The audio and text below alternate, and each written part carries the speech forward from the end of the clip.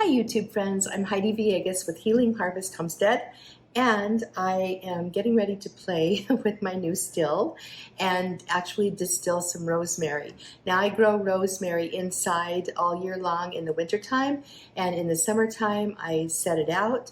I just put my pot outside, but it's real bushy and thick, so I thought, well, I'll go ahead and thin it out, and at the same time I'm going to just play with my new still. This still is one specifically meant for essential oils. So I've done some other videos on distillation with my copper alembic stills and working mostly with hydrosols, which do retain some of the essential oil inside the hydrosol. But with this still, I'm actually going to be distilling for essential oil, and it's a different kind of a process. So I'm going to go out and cut some rosemary, and then we're going to get started and we'll see how this goes. All right, so here, cutting my rosemary. Just going to thin it back. I'm always shocked that I can grow rosemary inside. Actually, it grew outside so beautifully in when we lived down in Las Vegas. Oh, yeah, when we lived down in Las Vegas, Nevada. So there we go, just gathering it up, and it smells so good. Oh my goodness. So I feel extremely blessed that I can grow this here in North Idaho. Actually, along with this beautiful lemon tree, it also comes in and out. These guys are buddies, my lemon tree and my rosemary. Gather a bunch here. All right, I think that might be enough. I might need a little bit more. It's a small still, so we'll see. Okay, so here with this little still, we've got the bowl, which is this part, very similar to a copper alembic. A copper alembic still has a bowl too, and then there's a seal up here, this little rubber ring, and this is the column, and the column has the condenser actually attached to it in this model of still. So it's a pretty interesting setup, very different from a copper alembic in this regard. The serpentine is something you don't see with this. It's just rather interesting. So I'm going to go ahead and place my fresh rosemary in here. Now it's interesting because the man who owns this company, and this is from Copper Pro and the fellows from the Ukraine, I've only watched a few of his videos, and he works with a lot of dried herb. So, and he does say with rosemary, you don't want to overfill it because I guess it can expand during the hydrosol process. So I am being careful not to put too much in. And again, I don't know if I'm going to yield any essential oil. It's very hard to yield essential oil at home. We'll just give this a shot and we will see what happens. I think I might just try to add a little bit more in there. Take these little fresh sprigs off. Okay. And yeah, I think we're gonna go with this amount, and we'll see how this goes. I've been wanting to use this. I've had this still for a while, and I've been wanting to use it and have just been so busy with courses and students that I haven't had a chance. I just got the garden planted yesterday, and I thought, okay, it is time. I mean, this is how I'm rewarding myself.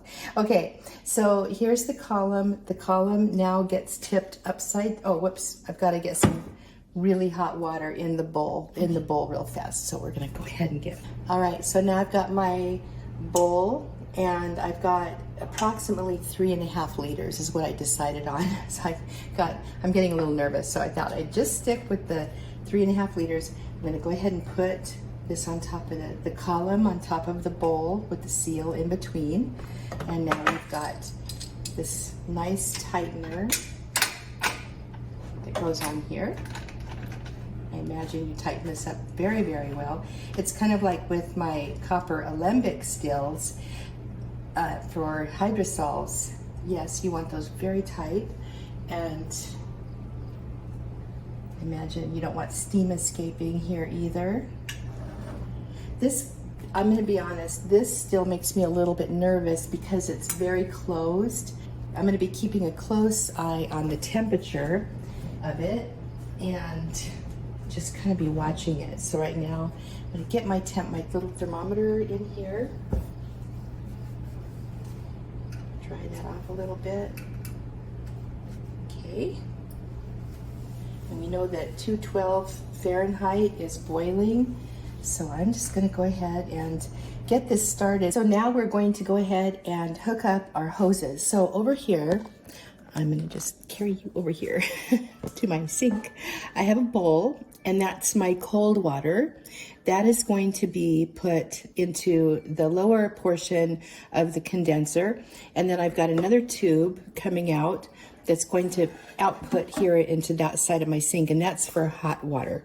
That's for the water from the condenser. So basically, I'm gonna go ahead and take my cold water hose, and I'm going to put it on the bottom part, the bottom tube of my condenser.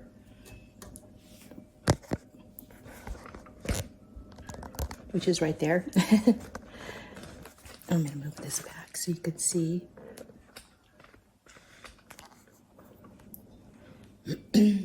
As you can see, the condenser is actually attached to this still. And then my hot water tube, which is going to expel the water, I'll put up here. And the key is to keep this portion relatively cool, because it's the cold water that vaporizes the essential oil. Now, I'm going to go ahead and turn on my thermometer. I'm going to go ahead and set up this is kind of a little makeshift thing here. I've got my essential oil separator right here, and got a little makeshift dealy bop going on. And what I'm gonna do is put this here and manage to put that right there. And then I'm gonna get a container and put it right here for the hydrosol. Okay, I think we're ready. Here we go. I'm going to stand here and watch the thermometer, and we'll see what happens. All right, so here's an update on what's going on. So it's a few minutes later, and I've got my tubes hooked up like I just spoke about. Dummy me, forgot that I needed a pump to pump the water, the cold water, into the lower part of this, and then it's gonna flow out. So anyway, I also want to report that the thermometer that came with this unit just broke, which is very disappointing. It actually looks like it might be coming back, but I don't think it's meant for this kind of a little setup. So I actually have a meat thermometer in here. It's very important to know when the water's boiling. You don't want it to get too hot, and obviously you're not going to yield any distillate if it's too cold. So here we are, just experimenting.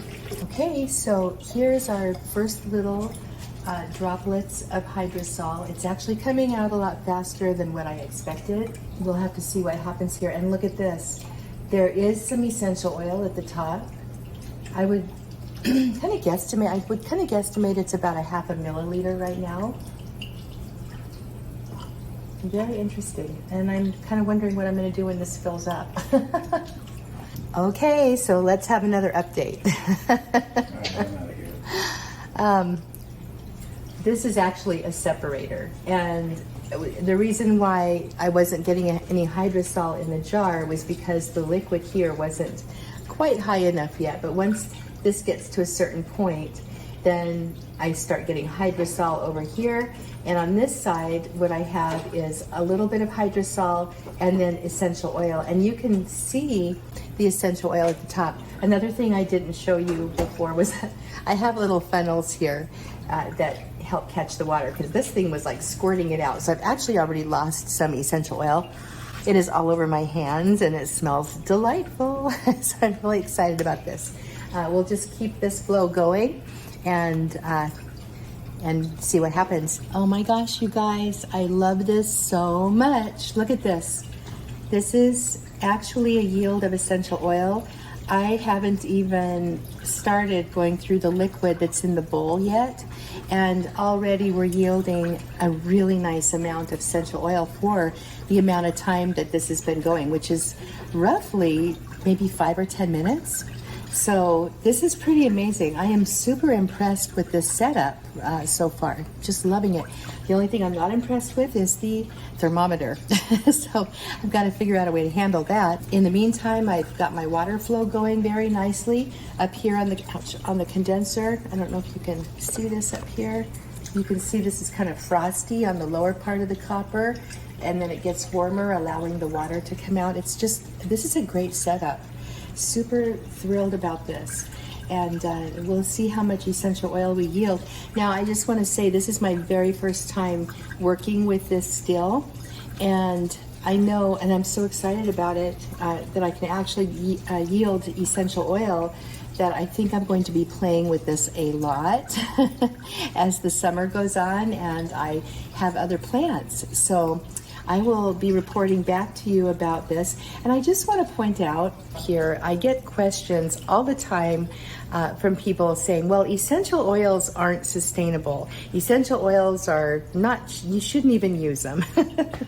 And I just want to say here, when you've got equipment, yes, you can yield essential oils. And the other thing is that essential oils are so powerful and concentrated, you don't use very much of them. So if you can yield the hydrosol, that's aromatherapy, and that's, you're working with small amounts of essential oil. Or if you can yield essential oil itself, like we're doing right here. So excited about this. With certain plants that are sustainable. Rosemary is very sustainable and very powerful and very useful in your home. Lavender is also very sustainable, yields high amounts of essential oil, as does peppermint and many of the other mints. So I just wanted to just throw that in there while we're waiting for this to finish, and I will be showing you what happens coming up next. Okay, my friends, I'm Heidi Villegas with Healing Harvest Homestead and the School of Botanical Arts and Sciences. I'm a forever learner, just like you are, and I just wanted to give you a quick recap of what we just did. We actually created both hydrosol and essential oil from rosemary from my garden, and just proving that essential oils and especially hydrosols can be very sustainable. This was a really fun project. It was the first time I used this particular copper still, and I just really love it. I got it from Copper Pro. I really like that company, very professional, and I had to work a few things out. I had to tweak a few things. I actually had to get Mr. V to come in and help me with the pump for a second. I did realize why I broke the thermometer. It's because my burner wouldn't allow my still to be squarely on the burner while still getting the drips of the hydrosol and essential oil into the containers. So I had my thermometer, I should have put it on the other, I should have turned the bowl so that the thermometer wasn't hanging over the burner. So, you know what, this is what happens though. Don't we all just learn? We learn stuff every time we make a mistake. So I'm not upset about this at all. I am looking forward to my next distillation. In fact, I wish I had more time. I would love to just do another one right now. This rosemary hydrosol, and I actually could have kept this going for a little longer. The whole distillation process that I let it go for was about 40 minutes. This still is supposed to yield a good amount within 20 minutes. But I think because I made a few mistakes and I was tweaking and everything, I decided to go for 40 minutes, and I yielded a good 3/4 of a quart of rosemary hydrosol. And I just can't stop smelling it. It's amazing. And I don't know if it's because I made it myself, or I just think it smells so much better than rosemary hydrosol that I've ever purchased. Just saying. So I'm so excited about this. I will be spritzing this on my face. It's lovely. And I just got a sunburn working in the garden, so it's going to go on my sunburn with some aloe vera gel. Lovely, lovely. I'm going to let the essential oil in the separator sit because I suspect there's more essential oil in this column that just needs to rise to the surface, and then I'll separate it off. But I am estimating that when all is said and done, I will have about 2 milliliters or so of the essential oil. And I just want to say that for this small amount of plant matter that I used from my rosemary plant in my garden, I feel like this is a very, very, very excellent amount of essential oil.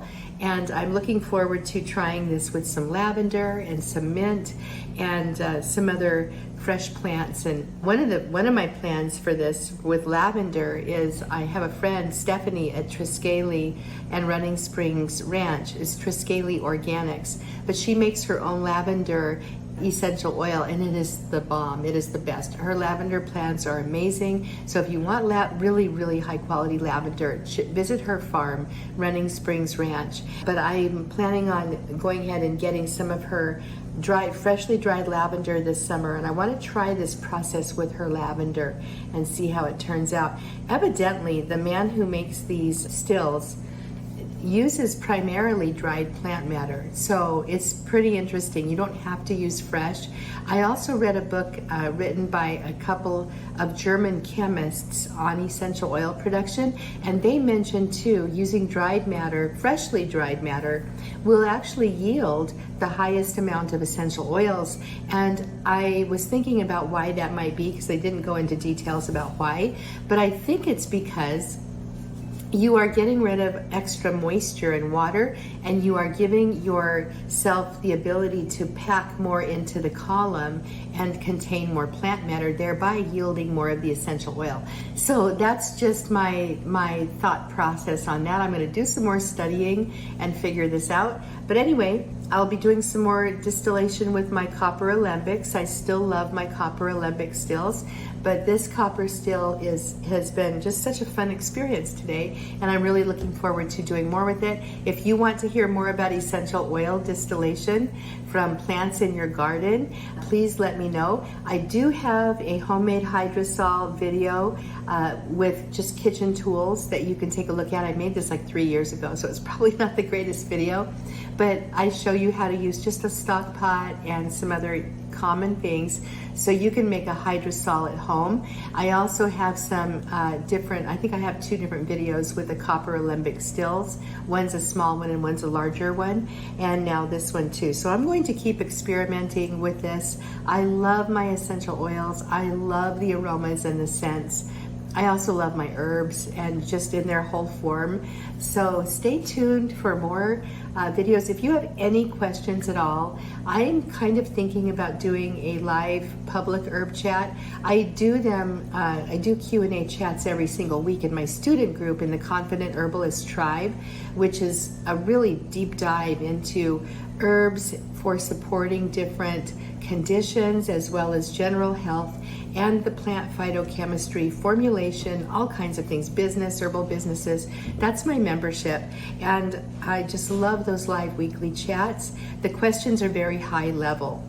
I'm considering a live Q&A chat here on YouTube, maybe once a month or something. We'll see. I'm considering it. So if you have questions that you would like me to answer about how we do anything around here, from gardening to raising chickens to using herbs and oils with animals to ourselves, then please just reach out to me. I'm Heidi Villegas with Healing Harvest Homestead, and I will see you in the next video.